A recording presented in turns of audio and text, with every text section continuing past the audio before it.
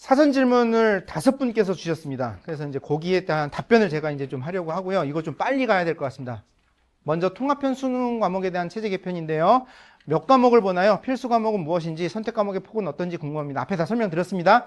전국의 모든 학생이 선택 과목 없이 6과목을 응시합니다. 다만 제2외국어 한문 영역에 응시하는 경우에만 9과목 중 1과목을 선택하여 응시하고, 이건 또한 절대평가이기 때문에 수능으로 대학 가는데 크게 아무 당락에는 영향이 없는 그런 과목입니다. 재수생들과의 변별력 측면에서 28 졸업생들의 비교 열의가 있지 않을까요? 제가 이 질문을 정확하게 이해한 게 맞다면 여기서 말한 28 졸업생은 지금 26, 27 애들을 얘기하는 건가요? 얘네들의 비교 열의, 그러면은 누가 열등한 거예요? 지금 28 애들이 열등한 거예요? 26, 27 애들이 열등한 거예요? 이제 이걸 제가 보고서 이걸 어떻게 해석해야 되지? 하고 제가 이렇게 생각을 해봤는데요. 단순하게 답하기는 어렵습니다. 하지만 통상적으로 수능은 누구에게 유리한 구조이다? N수생에게 유리할 수밖에 없습니다. 수능 시스템이 바뀌었기 때문에 N수생들이 수능에 약할 것이다? 저는 그렇게 생각하지 않습니다. 수능의 장점은 뭐죠? 수능의 장점은 뭐죠? 몰입입니다. 몰입과 집중입니다. 지금 현역 고등학생들이 높은 수능 성적을 받는데 가장 방해하는 기관이 어딘지 아십니까? 고등학교입니다. 너무 시키는 게 많아요. 네, 이거 해와요, 저거 해와라, 수행평가 요거 내라, 이거 내라, 발표해라, 토론해라. 너무 많아요. 그러니까 애들이 수능에 집중하지 못하는. 그런데 실질적으로 애들이 대학을 가기 위해서는 또 수능을 어느 정도 봐야 되는 좀 이런 모순적인 상황이 있는 건 맞습니다. 그런데 수능이라는 하나의 관점만 놓고 봤을 때는 당연히 누가 유리할 수밖에 없다? N수생이 유리할 수밖에 없습니다. 단, 무슨 차이가 있는 거죠? 수학의 범위가 축소됐어요. 그러면 사실은 이거는 N수생이 더 유리한 거죠? 더 다뤄야 될 게 줄어든 거니까. 그런데 늘어난 거는 뭐죠? 통사 통과를 다 해야 된다는 거. 그런데 과학 공부를 좀 충실히 한 학생이라면 사회 공부 들어가는 거는 그래도 좀 어느 정도 쉽게 할 수 있어요. 근데 사회만 했던 학생 입장에서 과학은 좀 쉽진 않을 거예요. 과학은 이 베이스가 없으면 바로 들어가요. 물론 사회도 그렇습니다. 사회도 그러긴 한데요. 근데 이제 접근하는 전체 양으로 놓고 봤을 때는 좀 이런 차이가 있지 않을까라고 생각을 합니다. 선택 과목 수능 미반영이 대학에서 수능 성적 반영 비율에 영향을 줄까요? 저 이 질문 보고 이거 어떻게 답해야 되지? 그래서 막 되게 고민하다가 대학 몇 군데 막 전화해봤어요. 이거 어떻게 생각하냐고. 이거 어떻게 답변하면 좋겠냐고. 이걸 고민을 지금 완료한 대학이 있을까요, 없을까요? 아무도 없습니다. 지금 대학은 2627만. 제가 어디 가서 이런 얘기 하는데요. 2026, 2027처럼 외로운 대입 전형 처음 봅니다. 아무도 주목하지 않습니다. 지금 전부 다 2028에 정신 팔려 있습니다. 네. 지금 2026, 27 너무 외로워요. 네. 근데 지금 사실 대학은 2026, 27을 어떻게 운영하느냐에 좀 더 집중하고 있기 때문에 28을 어떻게 반영 비율을 줄까까지는 아직 사실은 고민에 대한 답을 줄 정도까지 아직 그 정도가 되지는 않고 있습니다. 그런데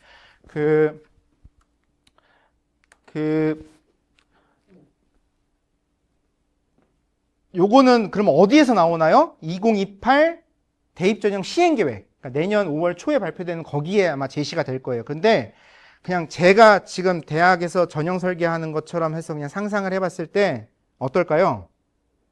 크게 바뀌지 않을 거예요. 하나, 요 정도예요. 탐구의 비중을 좀 줄일까 말까, 그 정도. 왜요? 통사 통과가 어떤 형태로 나올지 도저히 감이 안 오잖아요. 지금 국, 영, 수는 그래도 어느 정도 그 틀 안에서 낼 거라는 게 확인이 되는데 통사 통과는 어떻게 될지 잘 모르겠어요. 그러니까 요거의 반영 비율은 좀 줄이고 국영수를 좀 높이는 방향. 일단은 그게 지금 제일 안전한 방향이지 않을까라고 생각을 하고 있습니다. 근데 이제 또 사실은 이건 진짜 완전 제 개인적인 추측인데 서울의 주요 대학들은 통사 통과 아마 다 반영하려고 할 거예요. 왜? 변별이 중요하니까. 그런데 이제 서울에서도 약간 변두리, 그 다음에 지역으로 가면 어떻게 될까요? 통사만 반영하거나 통과만 반영하는 대학들도 일부 있지 않을까라고 생각합니다. 그러면 자연스럽게 애들은 어떤 패턴으로 나타나요? 통사 통과를 다 치르기는 하나를 버리는 형태의 응시하는 패턴이 나타날 수도 있겠죠. 네. 이런 것들도 있을 수 있지 않을까 싶습니다. 내신 체제에 대한 개편입니다. 5등급 내신으로 알고 있습니다. 구간이 넓어짐에 따라 디테일하게 챙겨야 할 것이 어떤 것이 있을까요? 사실 챙겨야 될 건 없죠. 그러니까 어쨌든 제가 등급 이런 영향 또는 변화 이런 설명 쭉 드리긴 했으나 대입이라는 측면으로 놓고 봤을 때 사실은 이제 높은 등급을 많이 받을수록 좋은 거예요. 당연히 1등급을 많이 받는 게 좋은 거고, 그러니까 이제 1등급을 받기 위한 노력을 하는 게 중요한데, 다만 한간에 떠드는 것처럼 2등급 하나만 받으면 인사를 못한다. 이건 절대 아니라는 거. 이건 뻥이라는 거. 이건 완전 낭설에 가깝다는 거. 근데 이제 진짜 아쉽게 밀리는 경우 있잖아요. 애들 이제 상담하다 보면은 저 2등급 앞이에요. 저 3등급 앞이에요. 막 이런 애들 있잖아요. 이제 이게 아쉬운 거죠. 이런 게 안타까운 거죠. 이런 게 좀 안타까운 거고. 그런데 이제 이걸 너무 대입을 위한 목적으로만 공부하는 게 전 좀 아쉽다고 생각을 합니다. 성공적인 대학 생활을 위한 준비. 고등학교에서 국영수 사고를 왜 배워요? 대학에서 배우는 걸 준비하는 기간이잖아요. 준비를 좀 충실히 하는 것을 좀 생각을 좀 해주셨으면 어떨까라고 생각합니다. 내신은 중간 기말고사로만 산정되는 것인가요? 골고루 잘하는 학생이 유리한가요? 잘 못하는 특성 과목이 있는 경우 많이 불리할까요? 내신은 설명드린 것처럼 중간 기말과 수행평가로 구성된다라는 거. 그 다음에 골고루 잘하는 학생은 이제 이거는 교과와 종합에 따라 달라질 것 같아요. 단순한 계산식으로만 하는 교과라면 사실은 골고루 잘하는 게 당연히 유리하죠. 그런데 종합은 그거를 이제 사람이 보는 거예요. 기계가 보는 게 아니라 사람이 들어가서 보는 거예요. 그래서 얘가 왜 이 과목에 힘을 썼고 왜 이 과목은 좀 덜 힘을 썼느냐. 이런 맥락에서 중요한 과목인데 힘을 안 썼으면 그건 당연히 영향이 있을 수밖에 없고요. 근데 이제 좀 느슨하게 하는 과목도 사실은 있을 수 있는 거잖아요. 네. 그런 거는 이제 교과냐 종합이냐에 따라 좀 달라질 것 같습니다. 잘 못하는 특성감이 있는 경우 마찬가지입니다. 교과냐 종합이냐에 따라 달라질 수 있고 아닐 수도 있다라고 저는 생각을 합니다. 내신 5등급으로 변별력이 없어지고 학종을 기대하기 어려운 일반고에서 내신을 통한 수시 차별화 전략을 어떻게 가져가야 할까요? 네. 아주 그냥 기정사실화하고 계십니다. 네. 그러면 이건 결국 학종은 누가 유리하다? 특목자사고가 유리하다. 이제 그렇게 생각하시는 거죠. 당연히 이제 통계적으로 놓고 보면 특목자사고에 학종에서 뽑힌 애들이 많으니 이제 그렇게 생각하실 수 있다는 게 무리가 아니라고 생각은 합니다. 그런데 그러면은 특목자사고 애들이라고 서울대 연고됐으면 그 애들이 100% 다 붙나요? 일반고 애들은 다 떨어지나요? 아니에요. 그러지 않아요. 네, 그렇지 않습니다. 일반고도 충분히 학종에서 경쟁력 가질 수 있고요. 일반고 애들로만 구성할 수밖에 없는 그런 것도 있어요. 그러니까는 말을 잘해야 되는데. 중3 학부모님들 어설프게 특목고 갔다가 거기서 4, 5, 6등급 받느니 일반고 가는 게 훨씬 더 나을 수 있어요. 이건 분명한 거예요. 근데 이제 문제는 뭐냐? 우리 애가 특목자사고 가서 4, 5, 6을 받을지 1, 2등급을 받을지. 그러면 일반고 가면 다 1, 2등급 받아요? 지금 다들 그렇게 생각하시죠? 근데 그건 또 아니라니까요. 가서 하는 거 또 다르다니까요. 네. 그거에 따라 달라집니다. 그래서 애에 대한 좀 냉철한 객관적인 시선으로 좀 애를 좀 봐주셨으면 좋겠고요. 애한테 잘 맞는 고등학교가 전 있을 거예요. 그래서 그 고등학교에서 오히려 좀 더 적극적으로 선생님들과 의사소통하고 뭔가에 집중해서 막 뭔가를 꾸며본 애들이 저는 훨씬 더 대학에 좋은 성과를 낼 거라고 저는 그렇게 생각을 합니다. 네. 그러니까 차별화 전략은 없습니다. 내 학종을 위한 준비를 어떻게 할 거냐가 관건입니다. 지금 현재 교과는 성적 계산에 의해서 등급 숫자에 의해서 그냥 합격, 불합격이 결정되는 구조예요. 그거는 그냥 시스템 넣어가지고 어느 정도 등급 되냐 그냥 아니냐 해 그냥 가는 거예요. 근데 진짜 애들이 가고 싶은 대학을 가려면 결국 무슨 준비를 할 수밖에 없다? 학종 준비를 할 수밖에 없는 거예요. 그러면은 이왕이면은 애들이 좀 학종의 준비를 미리부터 좀 해서 근데 이제 그러면 이제 또 이제 수능에 이제 집중을 못 하고 좀 이제 그런 식으로 가는 게 좋지 않을까라고 좋습니다. 전 제일 안 좋은 인식이 바로 일반고가 특목자사고에 불리하다라는 인식이 저는 문제라고 생각을 합니다. 그 다음에 변별력을 위하여 대비해야 할 것은 무엇인가요? 글쎄요. 여기서 말씀하신 변별력이 무엇을 의미하는 것인지 저는 좀 잘 모르겠습니다. 그 학생은 최선의 노력으로 어쨌든 좋은 성적을 유지할 수 있도록 좀 노력을 하는 게 맞죠. 근데 이제 5등급으로 완화됐다고 해서 이게 무조건 쉬워질 것이냐? 저는 그렇게 생각하지 않는다는 거는 앞에서 다 설명을 드렸습니다. 소인수 과목의 경우 1등급 받는 것이 지금부터 더욱더 어려워질 수 있을까요? 답은 어떨까요? 지금보다 어려워질까요? 그건 아니죠. 그러지는 않아요. 지금처럼 어렵지는 않아요. 하지만 생각하시는 것만큼 9등급에서 5등급으로 완화됐다고 해서 또 쉽지만은 않을 거다. 그 사이 어딘가다 정도로 보셨으면 좋겠습니다. 34페이지 참고하시면 됩니다. 수시모집 전형 운영 방식입니다. 수시모집 전형의 기초자료는 무엇인가요? 수시모집의 기초자료는 학교생활기록부입니다. 무조건 학교생활기록부입니다. 대학으로 가는 자료는 학교생활기록부 그거 하나밖에 없는 겁니다. 그게 제일 중요하고요. 생기부 아닙니다. 학생부입니다. 네, 저희 때 생각하시면 안 돼요. 생기부 아닙니다. 학생부입니다. 근데 다만 전형 유형에 따라 좀 중요도에 좀 차이가 있습니다. 네.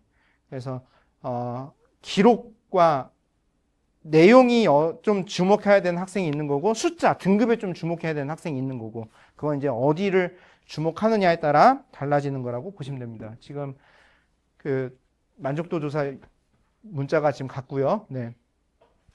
대학에서 교과와 종합전형의 선발 비중의 변화 여부를 물으셨습니다. 그 다음에 수능 최저는 강화될까요? 약화될까요?를 물으셨습니다.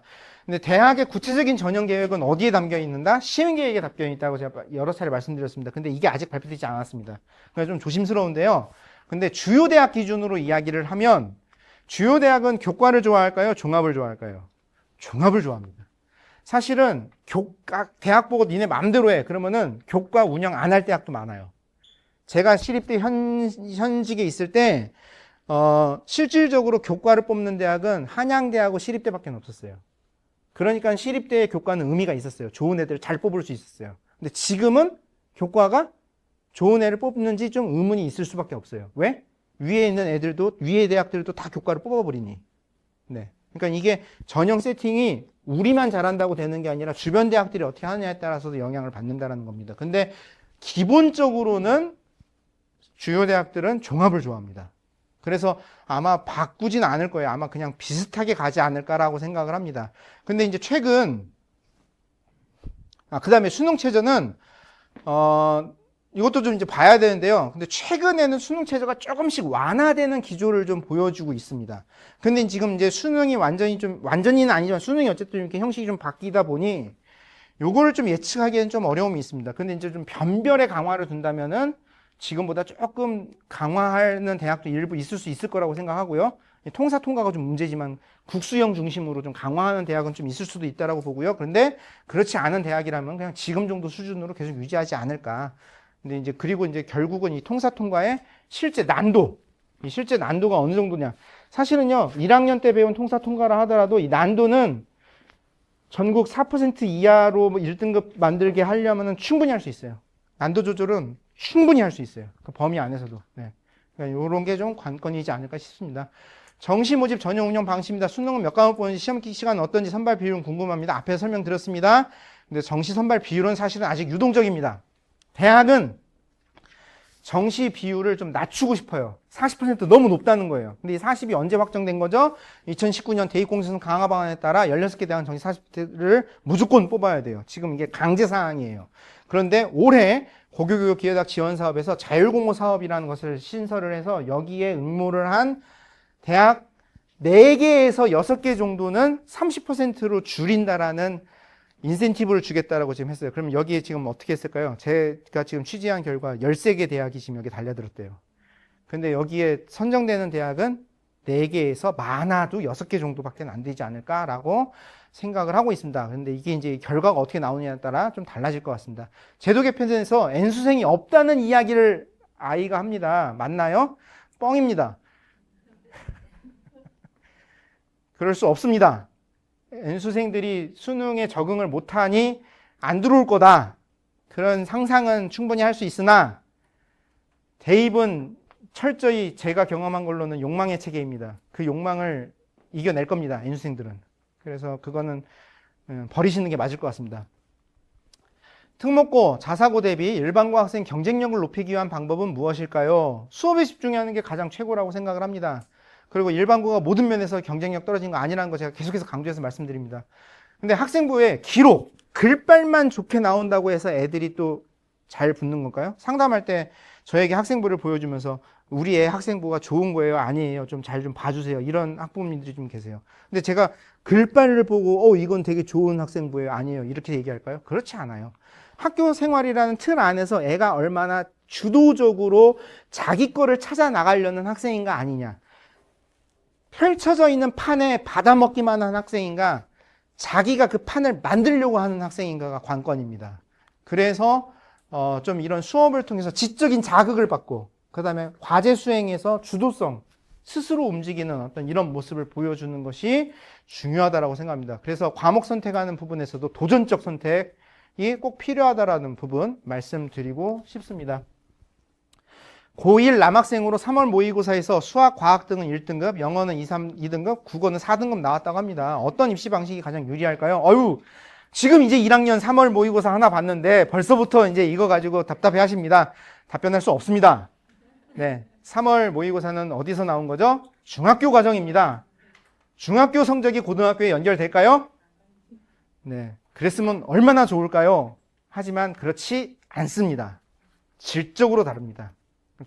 고등학교 성적이 좀 나와봐야 그 다음에 이야기를 할 수 있습니다. 그러니 일단은 좀 편하게 정말로 애들이 자기 스스로 집중할 수 있는 공부를 좀 하게끔 좀 환경을 조성을 좀 해주시고, 학원을 정말 애가 좀 부족한 과목과 영역이 있어요. 그럼 그런 거 학원 가서 좀 도움 받는 거, 저도 그런 거 어쩔 수 없이 있을 수도 있다라고 생각합니다. 근데 학원 시간이 너무 과도한 애들이 있어요. 상담을 하는데 너 학원 너 이런 것도 좀 해봐야지, 이런 거 할 시간이 없대요. 왜 그러니 했더니 학원에만 뭐 일주일에 막 8시간 10시간 뭐 12시간 이렇게 가 있는 애들이 있어요. 이거는 좀 아니라는 거예요. 그건 좀 아닌 것 같다는 거예요. 그래서 좀 어쨌든 자기 스스로 뭔가를 좀 하는 그런 거를 했으면 좋겠습니다. 1학년 2학기에 진로 정해서 선택 과목까지 정했는데 3학년에 바뀌어버렸어요. 내 진로가. 또는 성적이 안 돼요. 그러니까 나는 화생으로 해가지고 수학 많이 해가지고 우리 애는 의대 가려고 계속해서 공부를 했어요. 근데 3학년 가서 딱 봤더니 교과가 뭐 5등급 체제에서 2.5등급 뭐 이렇게 나왔어요. 지금으로 얘기하면 뭐 한 3, 4등급 되는 거죠. 그럼 어떻게 해요? 망해버린 거 아닌가요? 헛수고 아닌가요? 우리 애 지금 내신 힘들다고 아예 자퇴하거나 학교는 다니기만 하고 정시 준비하겠다는데, 그러니까 이제 정시 파이터가 되겠다고 지금 벌써부터 선언을 하는 것 같습니다. 진로를 정한다고 구체적인 학과 단위 아니면 구체적인 직업 수준까지 정하라고 하는 건 아니에요. 계열 정도 수준을 좀 정했으면 좋겠다는 겁니다. 계열. 그럼 여기서 말하는 계열은 뭘 얘기하는 거냐? 인문학이냐, 사회과학이냐, 경영경제냐, 사범계열이냐, 자연과학이냐, 물화생지 베이스의 공과대학이냐, 메디컬이냐, 예체능이냐. 그러니까는 저희 대학 다녔을 때 단과대학 정도 수준의 묶음, 그 정도 범위의 선택만 좀 하시면 어떨까라고 생각을 합니다. 물론 의대를 가기 위해서 열심히 노력을 했지만 3, 4등급 정도를 받으면 당연히 의대는 못 가는 거죠. 근데 그렇다고 해서 그 모든 게 다 헛수고일까요? 저는 그렇지 않다고 생각합니다. 그거와 관련된 인접학과 충분히 갈 수 있는 거고요. 네, 무슨 뭐 임상병리라든가 또는 물리치료라든가 뭐 이런 쪽으로도 충분히 갈 수 있는 거고, 아니면 다른 어떤 뭐 식품 관련 뭐 이런 쪽, 화학 관련 그런 쪽으로도 저는 충분히 갈 수 있다라고 생각을 합니다. 그러니까 이런 유사한 계열 내 다른 학부과도 많이 있으니 좀 이렇게 시야를 넓히는 게 현실적이라고 생각을 합니다. 고교의 교과 성적, 내신 준비가 힘들다는 학생이 수능 준비는 쉬울까요? 얘는 지금 여우 피하겠다고 호랑이 굴로 들어가는 겁니다. 네. 근데 이제 사실은 이런 애들이 좀 제법 있습니다. 근데 또 하나, 그러면은 진짜 교과를 다 버려버리고 수능에만 집중했습니다. 그렇다고 수능 진짜 그럼 다 무조건 실패할까요? 그러지도 않아요. 성공하는 케이스도 한두 케이스는 있어요. 분명히 있어요. 근데 그러니까 이거는 결국은 무엇에 따라 달라지는 거냐? 애를 좀 냉철하게 보셔야 돼요. 그러니까 우리 애이기 때문에 객관적이 되기가 좀 어려우신데, 우리 애를 좀 객관적인 시선으로 좀 바라보시고 좀 했으면 좋겠다는 겁니다. 그리고 2028 이후에는 이제 수시와 정시의 경계가 좀 많이 사라지는 형태로의 전형 패턴이 만들어질 가능성이 높다라는 겁니다. 그래서 정시 파이터를 한다라고 하더라도 교과 평가하니 교과를 아예 버려버리면 안 된다는 거.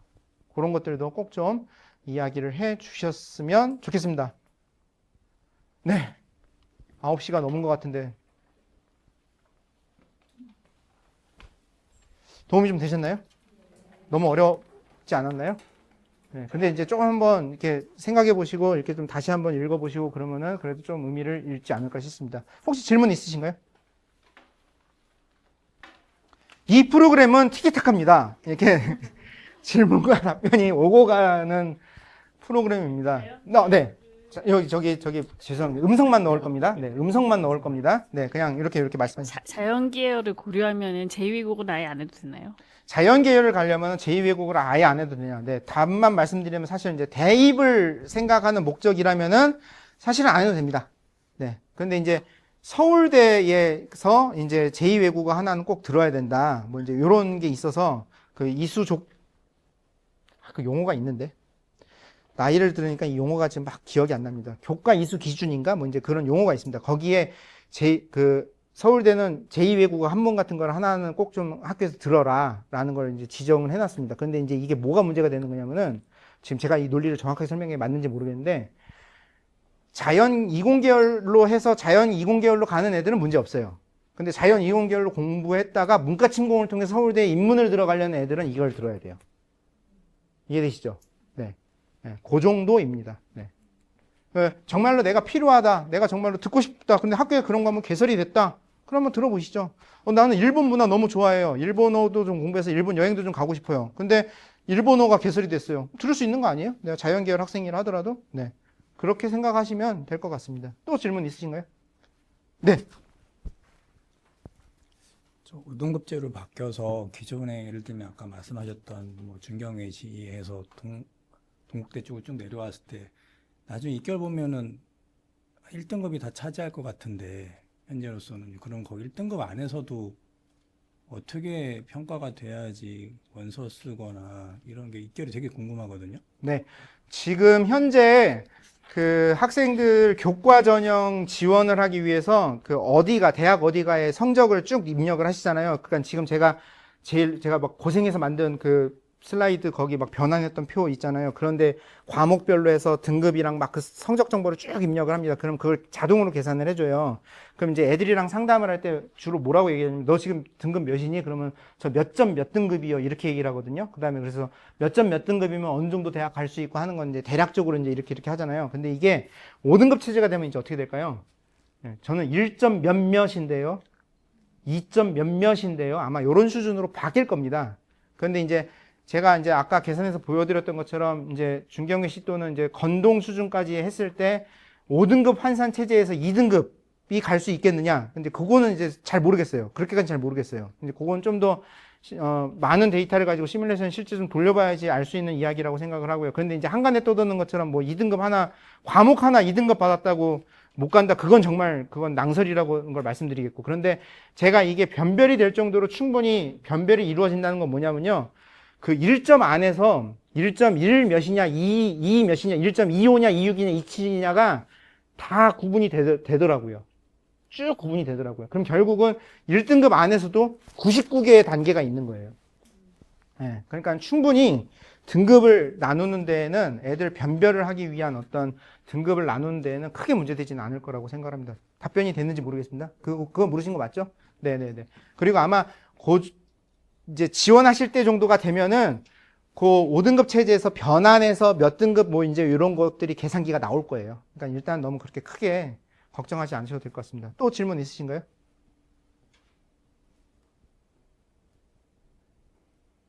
네. 긴 시간 동안 참여해 주셔서 감사합니다. 마치도록 하겠습니다. 감사합니다.